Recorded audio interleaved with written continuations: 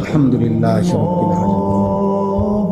আল্লাহুম্মা আনতাস সালাম মিনকাস সালাম তাবারাকতা ইয়া যাল জালালি ওয়াল ইকরাম ইয়া আরহামার রাহিমিন। মাওলায়ে কারীম, আপনি মাফ করে দেন আল্লাহ, আপনি মাফ করে দেন, আপনি মাফ করে দেন। আগামী জীবন আপনি সুন্দর করে দেন, ঈমান আমলের দৌলত দান করেন, ইজ্জত আফিয়ত দান করেন, তাকওয়া তহারত দান করেন, হিম্মত ইস্তেকামত দান করেন, দ্বীনের উপরে থাকার চলার তৌফিক দান করেন। আল্লাহ, এই কিশোর যুবক ছেলেগুলোকে বদলে দেন। ভিক্ষা চাই না, ওরা মহব্বত করেই এসেছে মাওলা।